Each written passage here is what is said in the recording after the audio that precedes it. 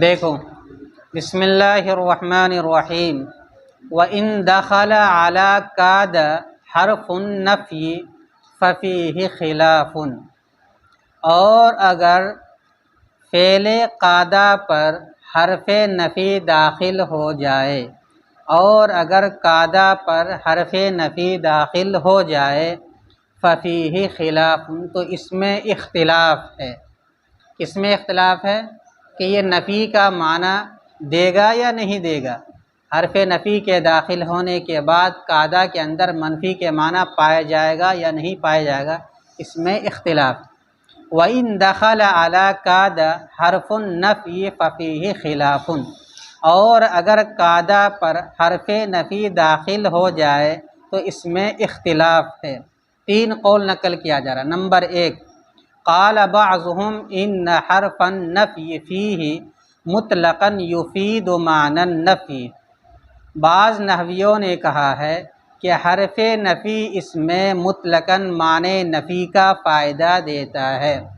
بعض نحویوں نے کہا ہے کہ حرف نفی اس میں یعنی قاعدہ میں مطلقاً معنی نفی کا فائدہ دیتا ہے، ایک قول۔ دوسرا قول، وقال بعضهم انه لا يفيده بل الاثبات باق على حاله، اور بعض نحویوں نے کہا ہے کہ یہ نفی کا فائدہ نہیں دیتا ہے بلکہ اس بات اپنی حال پر باقی رہتا ہے۔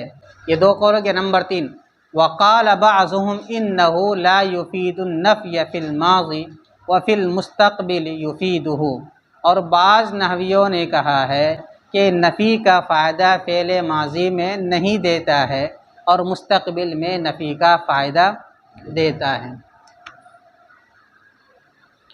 آج کے سبق میں یہ بتلایا گیا ہے کہ افعال مقاربہ میں سے جو قاعدہ ہے، اور قاعدہ کس کام کے لیے آتا ہے؟ قرب خبر کو بتلانے کے لیے، یعنی یہ بتلانے کے لیے کہ متکلم کے گمان کے اعتبار سے اسم کے لیے خبر کا حاصل ہونا قریبی اور یقینی ہے، اس بات کو بتلانے کے لیے لفظ قاعدہ استعمال کیا جاتا ہے۔ اور عمل بھی بتلا دیا، اگر اس قاعدہ پر یا ان کے مشتقات پر حرف نفی داخل ہو جائے، ماضی اگر ہے تو اس پر ما داخل ہو جائے، مضارع اگر ہے تو اس پر لا یا لم داخل ہو جائے، تو حرف نفی کے داخل ہونے کے بعد قاعدہ کے اندر نفی کے معنی پیدا ہوں گے یا نہیں ہوں گے۔ اس سلسلے میں تین قول نقل کیا جا رہا ہے۔ ایک قول یہ ہے کہ جس طریقے سے عام افعال پر حرف نفی کے داخل ہونے سے نفی کے معنی پیدا ہو جاتے ہیں، ٹھیک اسی طریقے سے قاعدہ، یکادو وغیرہ پر بھی حرف نفی کے داخل ہونے سے نفی کے معنی پیدا ہو جائیں گے، اور یہی قول جمہور کا ہے۔ دوسرا قول یہ ہے کہ قاعدہ، یکادو وغیرہ پر حرف نفی کے داخل ہونے کے باوجود بھی نفی کے معنی پیدا نہیں ہوتے ہیں، بلکہ اس کے معنی مثبت ہی کے رہتے ہیں، یعنی اس بات کا معنی جو حرف نفی کے داخل ہونے سے پہلے تھا وہی معنی حرف نفی کے داخل ہونے کے بعد بھی باقی رہے گا۔ یہ دوسرا قول ہے۔ اور تیسرا قول یہ ہے کہ قاعدہ پر اگر حرف نفی داخل ہو، یعنی ماضی پر اگر حرف نفی داخل ہو، تو اس صورت میں تو نفی کا فائدہ نہیں دے گا، یعنی مثبت ہی معنی رہے گا۔ لیکن اگر مضارع یکادو پر حرف نفی لا یا لم وغیرہ داخل ہو جائے تو اس صورت میں نفی کا فائدہ دے گا۔ جو لوگ کہتے ہیں کہ ماضی پر اور مضارع پر حرف نفی کے داخل ہونے سے نفی کے معنی نہیں پائے جاتے ہیں بلکہ مثبت ہی معنی رہتے ہیں، ان کا استدلال قرآن مجید کی آیت سے ہے۔ ماضی کے سلسلے میں قرآن مجید کی آیت پیش کرتے ہیں، فَذَبَحُوهُ وَمَا كَادُوا يَفْعَلُونَ، فَذَبَحُوهُ وَمَا كَادُوا يَفْعَلُونَ، اور ان لوگوں نے یعنی بنی اسرائیل نے اسے ذبح کیا اور وہ ذبح کرنے کے قریب نہیں تھے۔ اب یہ لوگ استدلال کرتے ہیں کہ ما قبل میں یہ کہا گیا ہے کہ بنی اسرائیل نے گائے کو ذبح کر دیا۔ دراصل بنی اسرائیل میں ایک واقعہ پیش آیا تھا۔ واقعہ یہ پیش آیا کہ عامر نام کر کے ایک شخص تھا، ان کو کسی نے قتل کر دیا، اور قاتل کے بارے میں پتہ نہیں چلا کہ اس کو کس نے قتل کیا۔ تو سیدنا موسیٰ علیہ السلام کے پاس آئے وہ لوگ اور یہ کہا کہ ہمیں اللہ تعالیٰ سے دعا کر کے یہ بتلا دیجئے کہ اس کو قتل کرنے والا کون شخص ہے۔ تو حضرت موسیٰ نے اللہ تعالیٰ سے دعا کی تو وحی کے ذریعے آپ کو بتلایا گیا کہ ان سے آپ کہیں کہ کسی گائے کو ذبح کرے اور ذبح کرنے کے بعد ان کے ایک لوتھڑے کو لے جا کر میت کے بدن سے چھلا دے۔ جیسے ہی گوشت کا وہ ٹکڑا میت کے بدن سے مس کرے گا تو وہ مردہ زندہ ہو جائے گا، اور زندہ ہونے کے بعد وہ بتلا دے گا کہ مجھے کس نے قتل کیا۔ یہ سیدنا موسیٰ علیہ السلام کا یہ معجزہ تھا۔ تو اس پر وہ ٹال مٹول کرنے لگے کہ گائے کیسی ہونی چاہیے، اس کا کلر کیسا ہونا چاہیے، وغیرہ وغیرہ۔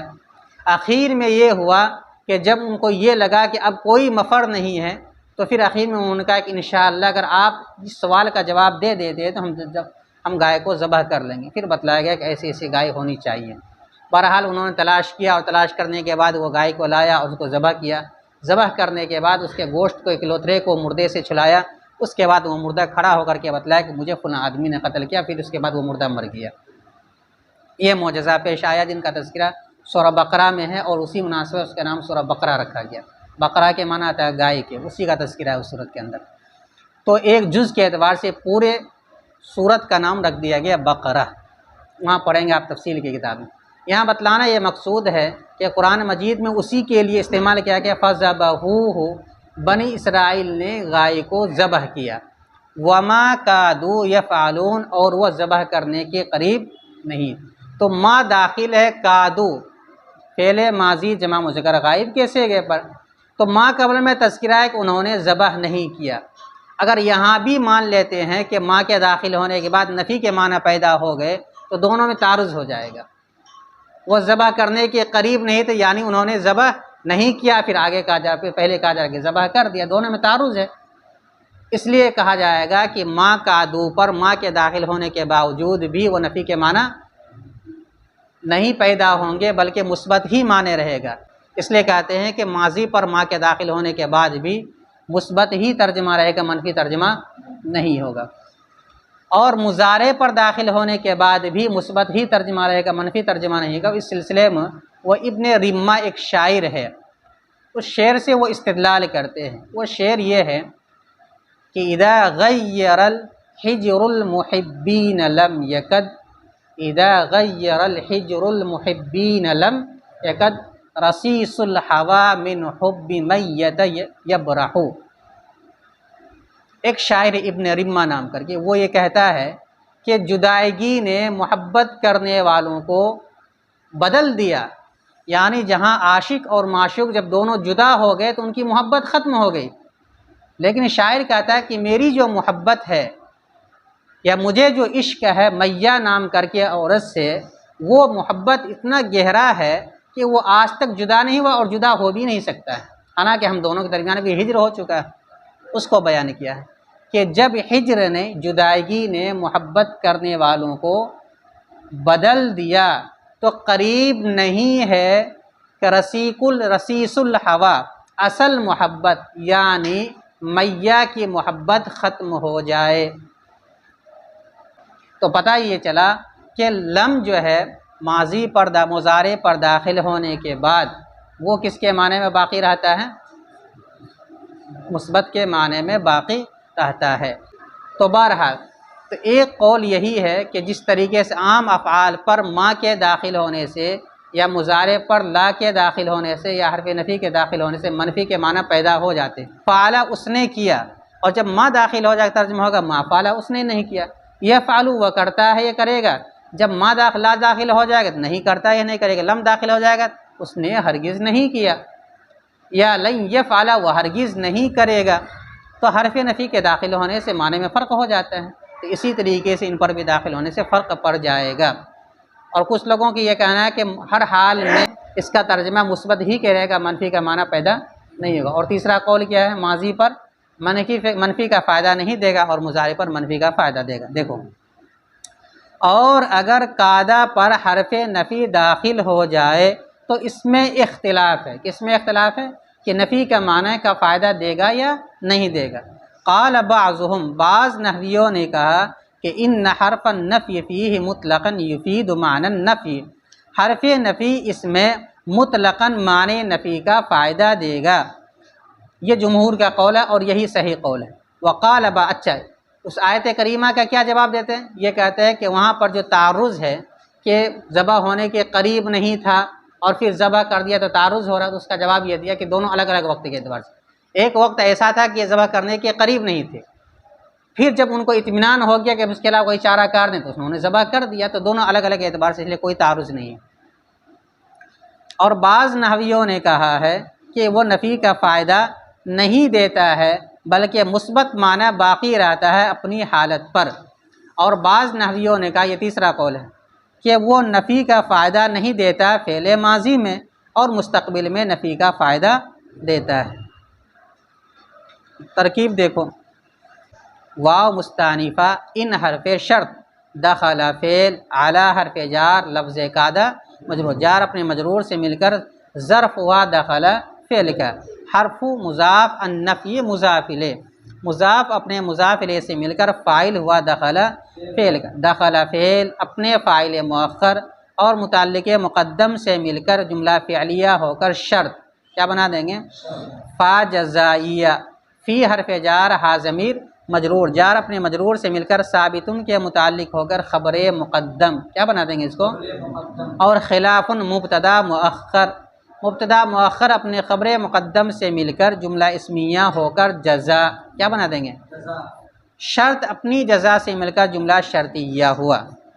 قال فعل، بعضهم، بعض مضاف، ہم ضمیر مضاف الیہ، مضاف مضاف الیہ سے مل کر قال کا فاعل، ان حرف مشبہ بالفعل، حرف مضاف النفی مضاف الیہ، مضاف اپنے مضاف الیہ سے مل کر اس کو بنا دیں گے ذوالحال، کیا بنا دیں گے؟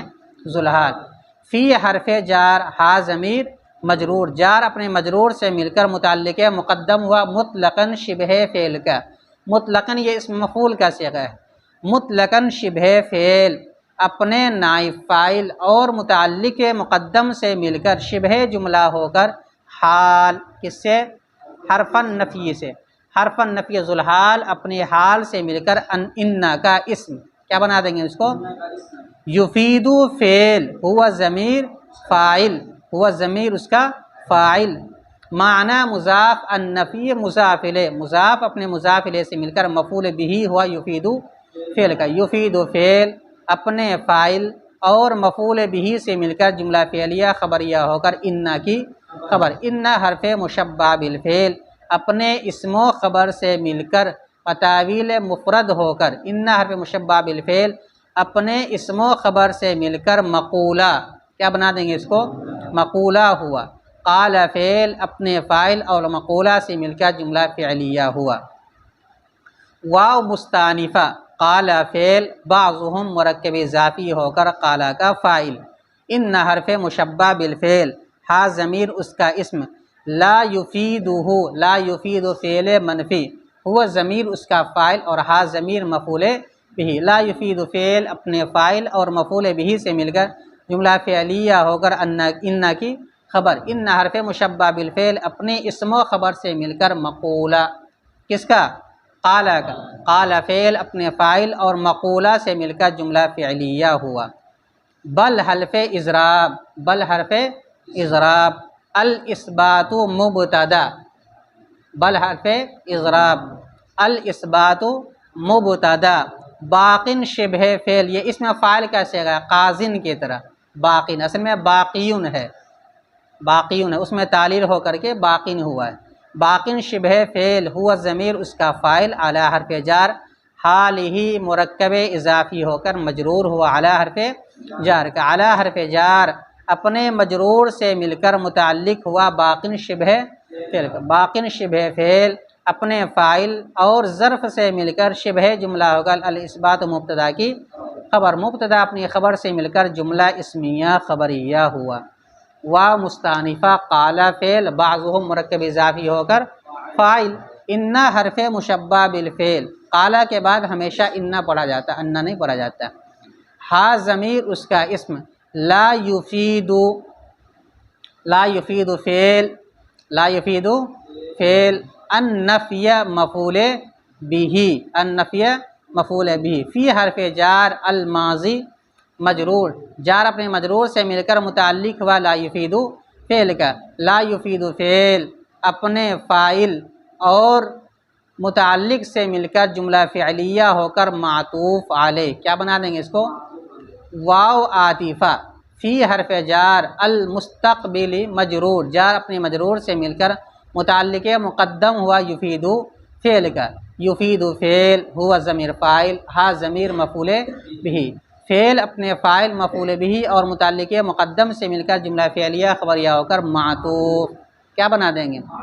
معطوف علیہ اپنے معطوف سے مل کر اب بنا دیں گے ان کی خبر، ان حرف مشبہ بالفعل اپنے اسم و خبر سے مل کر مقولہ، کیا بنا دیں گے؟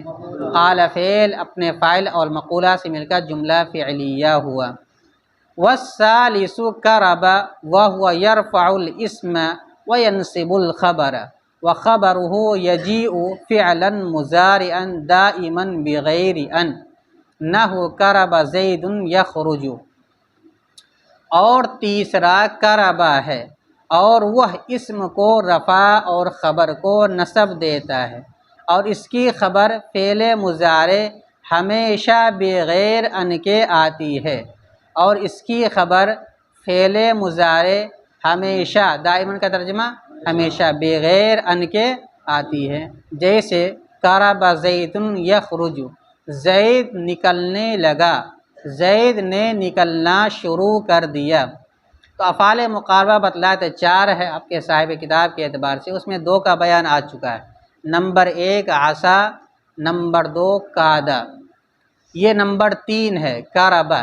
یہ کربہ افعال مقاربہ میں سے کربہ شروع فی الفعل کے لیے آتا ہے، یعنی یہ بتلانے کے لیے آتا ہے کہ اسم نے خبر کو کرنا شروع کر دیا ہے، جیسے کہ اس کی مثال دی ہے کرب زید یخرج، زید نے نکلنا شروع کر دیا، زید نے نکلنا شروع کر دیا، شروع کر دیا کس نے بتلایا؟ کربہ نے۔ اس کے علاوہ اور بھی الفاظ جیسے تفیقہ ہے، جیسے کہ جیسے جعلہ ہے، تفیقہ ہے، اسی طرح اوشکہ ہے، آگے آ رہا ہے، یہ سب الفاظ وہ ہیں جو شروع فعل کو بتلانے کے لیے آتا ہے۔ اخذہ ہے، تفیقہ ہے، کرب ہے، اوشکہ ہے، جعلہ بھی کبھی کبھی اس معنی میں استعمال ہوتا ہے۔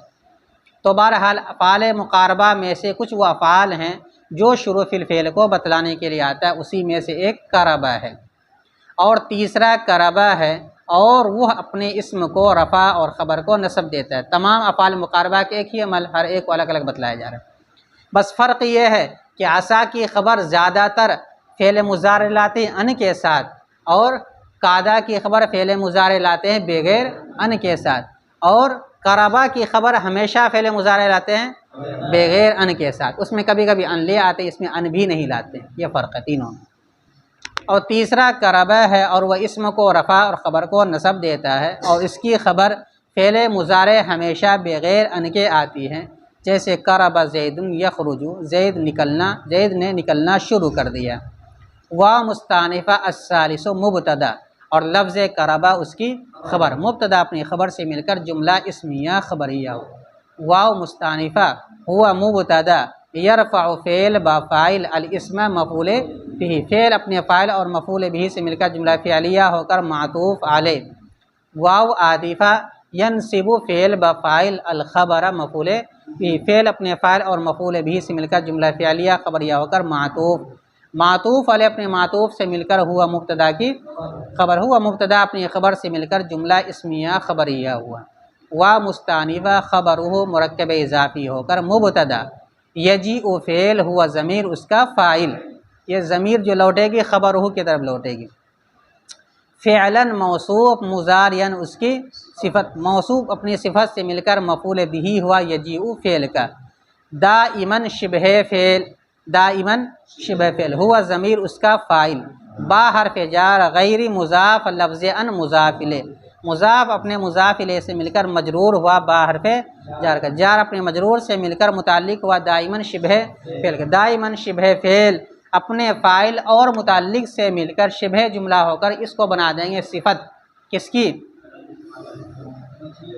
مجیئن مصدر محذوف کا، مجیئن مصدر محذوف اپنی صفت سے مل کر مفعول مطلق ہوا یجیء فعل کا، یجیء فعل اپنے فاعل مفعول بھی اور مفعول مطلق سے مل کر جملہ فعلیہ ہو کر خبر ہو مبتدا کی خبر، مبتدا اپنی خبر سے مل کر جملہ اسمیہ خبریہ ہو۔ اور دائماً کی دوسری ترکیب بتلاتا ہے کہ اس سے پہلے یا تو مصدر نکالیں گے تو مفعول مطلق کی ترکیب ہو جائے گی، یا زمانہ نکالیں گے تو پھر مفعول فی کی ترکیب ہو جائے گی۔ تو اس سے پہلے یا تو زمانہ نکال لیں گے، مضارعاً صفت موصوف اپنی صفت سے مل کر، یجیء فعل ہوا ضمیر فاعل، فعلاً مضارع مرکب توصیف ہو کر یجیء کا مفعول بھی، دائماً شبہ فعل ہوا ضمیر فاعل بغیر ان، یہ متعلق دائماً شبہ فعل کا، دائماً شبہ فعل اپنے فاعل اور متعلق سے مل کر صفت ہوئی زماناً موصوف محذوف کی، زماناً موصوف محذوف اپنی صفت سے مل کر مفعول فی ہوا یجیء فعل کا، یجیء فعل اپنے فاعل اور مفعول فی سے مل کر، یجیء فعل اپنے فاعل مفعول بھی اور مفعول فی سے مل کر جملہ فعلیہ ہو کر خبر ہو مبتدا کی خبر، مبتدا اپنی خبر سے مل کر جملہ اسمیہ خبریہ ہوا۔ نحو مضاف قرب فعل مقاربہ، زید اس کا اسم، یخرج جملہ فعلیہ ہو کر قربہ کی خبر، قربہ فعل مقاربہ اپنے اسم و خبر سے مل کر جملہ فعلیہ خبریہ ہو کر نحو مضاف کا مضاف الیہ، نحو مضاف اپنے مضاف الیہ سے مل کر مثال مبتدا محذوف کی خبر، مبتدا محذوف اپنی خبر سے مل کر جملہ اسمیہ خبریہ۔